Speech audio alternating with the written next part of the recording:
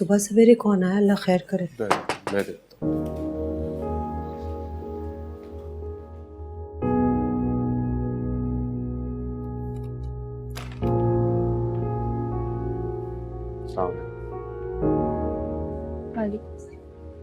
शाइस्ता, सुबह सवेरे खैरियत तो है?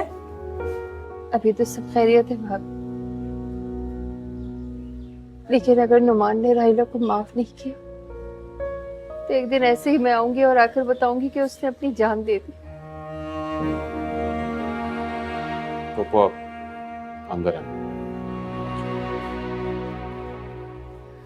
नुमान बेटा, वो सारी सारी रात रोती है,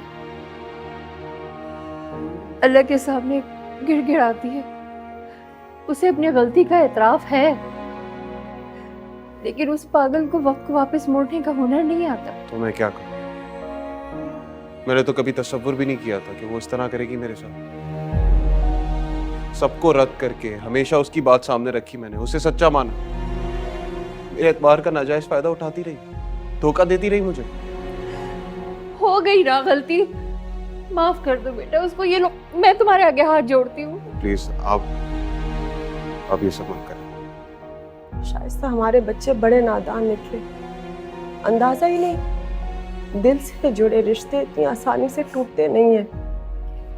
राहिला ने जो कुछ किया, लेकिन उसे दिल से नुमान को अपनाया।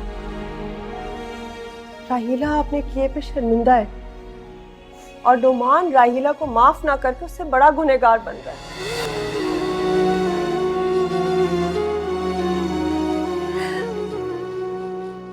ये तो मेरी कोई बात ही नहीं सुन रहा भाभी।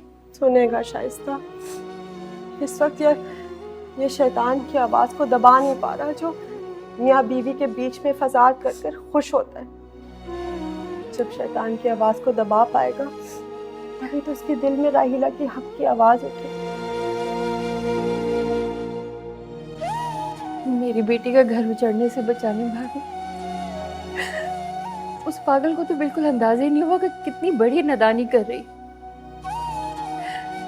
सोम्या की अदन से शादी हुई तो उसने खुद को समझा लिया कि हातिम उसके नसीब में नहीं था, लेकिन राहिला वो नुमान की मोहब्बत पाकर भी खुद को ये नहीं समझा पाई कि हातिम उसका नहीं है। यकीन करें भाभी, राहिला ने हमेशा नुमान की तारीफ की है। मैं तो बहुत खुश थी कि वो भी नुमान से मोहब्बत करने लगी। उसने हातिम से इंतकाम जरूर लिया है, सिर्फ अपनी नफरत में। शाइस्ता, मुझे वजाहत क्यों दे रही है? मुझे अंदाजा है, और मेरी बहू ने चाहे जो कुछ किया, शर्मिंदा है, और मुझे पूरा यकीन है कि वो आइंदा कभी कुछ ऐसा नहीं करेगी।